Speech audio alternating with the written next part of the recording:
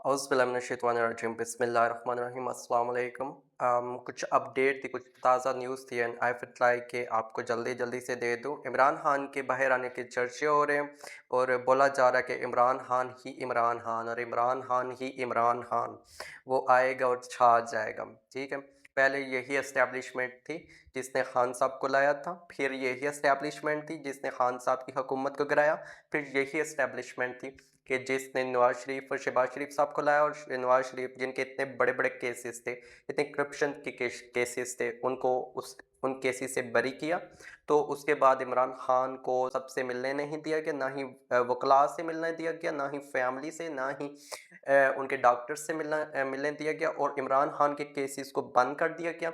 और अब ये अपडेट आ रही है कि नून लीग की तरफ से यही खबरें आ रही थी कि ये इस लॉन्ग मार्च का कोई फ़ायदा नहीं है। बोला जाता है कि एस्टेब्लिशमेंट की तरफ से इनको तसल्लियाँ दी जाएँगी और एक दिन आएगा कि ये लॉन्ग मार्च फिर ख़त्म हो जाएगा, जो 27 सितंबर को सोहेल अफरीदी साहब ने बोला है। ये जो अंदर से खबरें आ रही हैं कि सोहेल अफरीदी साहब इमरान खान साहब से मिलने जाएँगे और कुछ हालात वाक़यात से मुतल्लिक बातें करेंगे। तो अब ये अंदर से चीज़ें आ रही हैं कि इमरान खान के केसों को दोबारा उनकी सुनवाई होगी और इस बार जो जजों को मुंतखब किया गया है, वो आज़ादाना जज हैं। वो मेरिट बेस पे फ़ैसला करेंगे और मेरिट बेस पे ही केसेस को चलाया जाएगा, ठीक है? तो अगर ये चीज़ हुई तो बहुत ही मौज़ाना चीज़ें हो जाएँगी पाकिस्तान में, अगर मेरिट बेस पे चीज़ें होने लगी सियासी पॉइंट ऑफ व्यू में जाके सियासी लिहाज से उस हद तक अगर सियासत में भी मेरिट आ गया, तो फिर आई थिंक एस्टेब्लिशमेंट या तो यहाँ से गायब हो गया या फिर है ही नहीं। तो ये कुछ अजीब-सी मुझे बातें लग रही हैं कि आज़ादाना फ़ैसले किए जाएँगे। फ़ैसले वही होंगे जो एस्टेब्लिशमेंट चाहेगी, ठीक है? अगर एस्टेब्लिशमेंट का दिल होगा तो इमरान खान को रिहाई होगी, इमरान खान फिर इक़्तिदार में आएँगे, वो एस्टेब्लिशमेंट अगर चाहेगी। तो मुझे नहीं लगता कि खान साहब इस बार एस्टेब्लिशमेंट के कहने पे सियासत में मतलब इस ओहदे पे सियासत से तो वो दूर नहीं होंगे। वो ये करेंगे कि इस एस्टेब्लिशमेंट के बोलते हुए वो यहाँ पे कोई सीट नहीं लेंगे, मतलब प्राइम मिनिस्टर की सीट नहीं लेंगे। हाँ, आगे-पीछे छोटी-छोटी दूसरी सीटें लेंगे, वो भी सिस्टम को चेंज करने के लिए, सिस्टम को तब्दील करने के लिए। खान का हमेशा ही यही नारा रहा है कि एस्टेब्लिशमेंट सिस्टम ये कुछ चीज़ें जो इस सिस्टम का हिस्सा नहीं होनी चाहिए। आप सब लोग जानते हैं कि वो किन चीज़ों की बात करते हैं। तो यही बोला जा रहा है कि खान साहब को आहिस्ता-आहिस्ता, स्टेप बाय स्टेप रिलीफ़ दिया जाएगा और उनको जो रिलीफ़ दिया जाएगा, वो उनका रिलीफ़ पाबंदियों में ही दिया जाएगा। ऐसे खुल्लम-खुल्ला उनको रिलीफ़ नहीं दिया जाएगा, पाबंदियों में रिलीफ़ दिया जाएगा। अच्छा, इसके बाद हुआ क्या कि खान साहब को एक अपडेट आई थी कि आप बनी गाला चले जाओ, ठीक है? बुशरा बीबी के साथ, अपनी अहलिया के साथ आप बनी गाला चले जाओ और आराम और सुकून से वहाँ पे मज़े करो, ठीक है? आप सियासत से हट जाओ। खान साहब वो ऐसी डील को एक्सेप्ट नहीं करने वाले, क्योंकि खान कहता है कि मैं रहूँगा तो सिस्टम चेंज होगा, क्योंकि मेरा मिशन है सिस्टम को चेंज करना और पाकिस्तान को रियासत मदीना अपनाना। पहले जिसने कोशिश भी की थी, इतने खान साहब ने प्रोग्राम जो चलाए थे उनको ठप कर दिया गया, उनको बंद कर दिया गया, ठीक है? तो अभी आ जाओ पंजाब हुकूमत की तरफ, अभी आ जाओ ये जो मौजूदा रियासत बना रहे हैं ना, इनकी तरफ आ जाओ। नवाज़ शरीफ का जो इनका खिताब हुआ मरी में, इन्होंने बड़े वहाँ पे जो कश्मीर पे जिन्होंने धांधली से सीटें ली हैं, तो उनसे इनका खिताब हुआ और खिताब में बड़ी मज़ाहिया बातें की गई हैं, ठीक है? उस खिताब में बोला गया कि जो इलेक्शन जीता है हमारी पार्टी का, उसको बहुत-बहुत मुबारक हो और जो इलेक्शन हारा है, उसको भी बहुत-बहुत मुबारक हो। हौसला अफ़ज़ाई के तौर पे उनको मुबारकबाद दी गई है और उनको बोला गया है कि आप लोग इसकी जाँच-पड़ताल करो, इसको इसको देखो कि आपकी शिकस्त हुई कैसे है, अगली बार ताकि ना हो। मुझे इस बात में बड़ी हँसी आई है कि आगे जो अवाम बैठ रही है ना, जो जिन्होंने सीटें ली हैं, आप लोग भी वो मरी वाला खिताब पे ज़रूर देखिएगा। और मुझे इतनी हँसी आ रही थी ना, जैसे नवाज़ शरीफ बोल रहे थे कि हमें ये दुःख है कि जिन्होंने सीटें नहीं ली और जिन्होंने ली उनके लिए मुबारकबाद। तो वो आगे से ही मतलब जैसे एक्टर नहीं बैठे हुए थे, तो वो खामोशी से बैठे सुन रहे। तो मेरी तो हँसी निकल रही थी कि उनको तो अगलों को पता है वो कैसे बैठे हैं, ठीक है? वो धांधली से आए, कश्मीर में जो वोटिंग हुई है, जो इलेक्शन जो सीटें ली गई हैं, वो धांधली से ली गई हैं। वो ऐसे कैसे इन लोगों को मिल सकती है? रहती थी। आज भी अगर इलेक्शन हो तो खान से ज़्यादा इनकी वोटिंग नहीं निकलेगी, और कश्मीर में आई डोंट थिंक सो कि कोई वो रेडी हैं किसी को वोटिंग करने के लिए, क्योंकि उनके अपने हालात काफ़ी टाइट चल रहे हैं और उनके अपने मुज़ाकरात के लिए वो नारेबाज़ी कर रहे हैं। तो वो अपनी रियासत, अपना वतन के वो नारे लगा रहे हैं, तो वो कैसे वोटिंग करेंगे? पहली बात तो ये।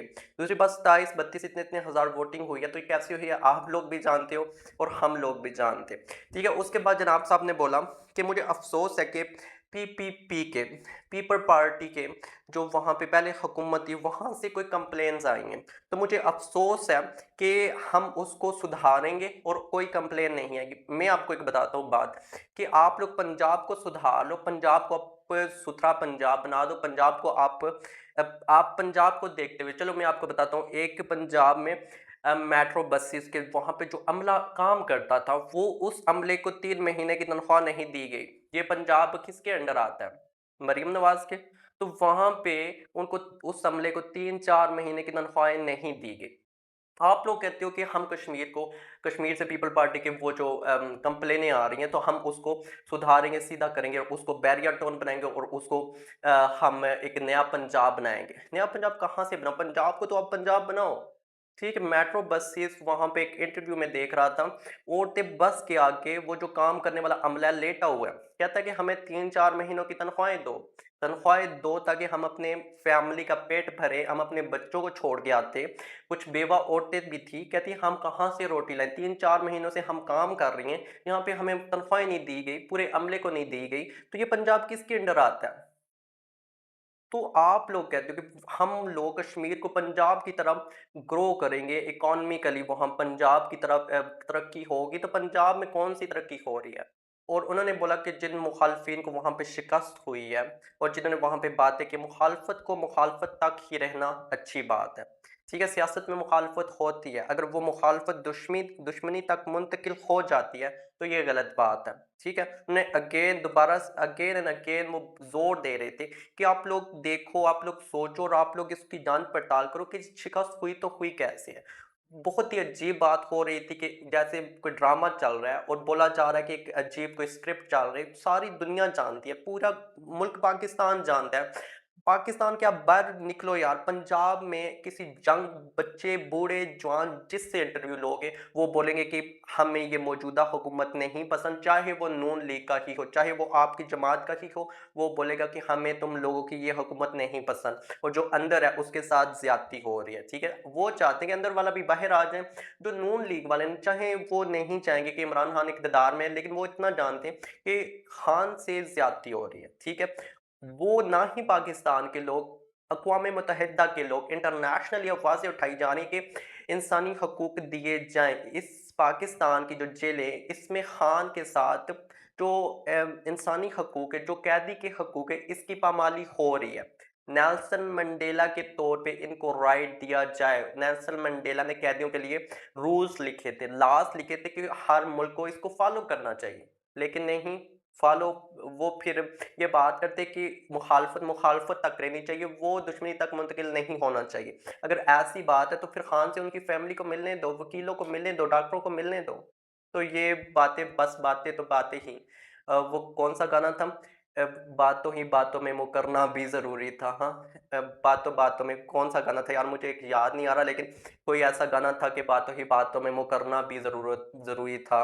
अ, उतरना भी ज़रूरी था, तेरी आँखों से गिरना भी ज़रूरी था। तो ये गिर गए, ये पाकिस्तान के यूथ से, पाकिस्तान के यंगस्टर से, 26-27 करोड़ की आबादी की आँखों से ये गिर गए।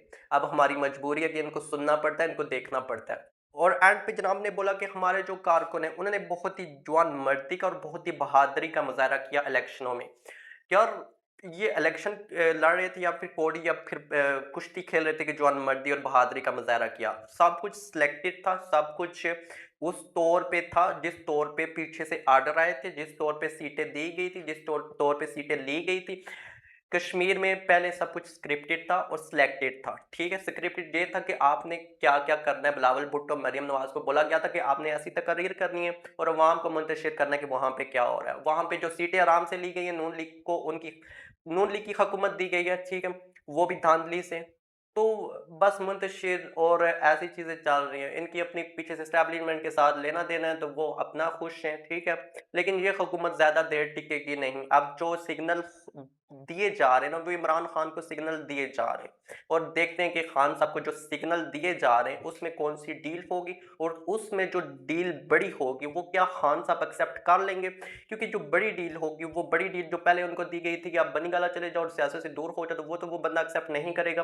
वो तो चाहता है कि पाकिस्तान की बेहतरी हो, पाकिस्तान में रियासत-ए-मदीना बने। तो लेट्स सी क्या वाला अपडेट, क्योंकि नेक्स्ट आगे क्या होने जा रहा है। सोहेल अफरीदी साहब जो इमरान खान से मिलने जा रहे हैं, कुछ अंदर से खबरें आ रही हैं कि वो मिलेंगे।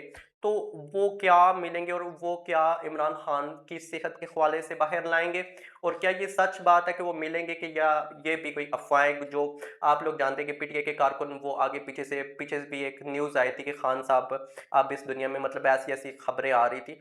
तो अब देखिए कि क्या होता है, क्या नहीं होता। मिलते हैं नेक्स्ट वीडियो में, अपना ख्याल रखिएगा, दुआ में याद रखिएगा, तब तक के लिए अल्लाह हाफ़िज़।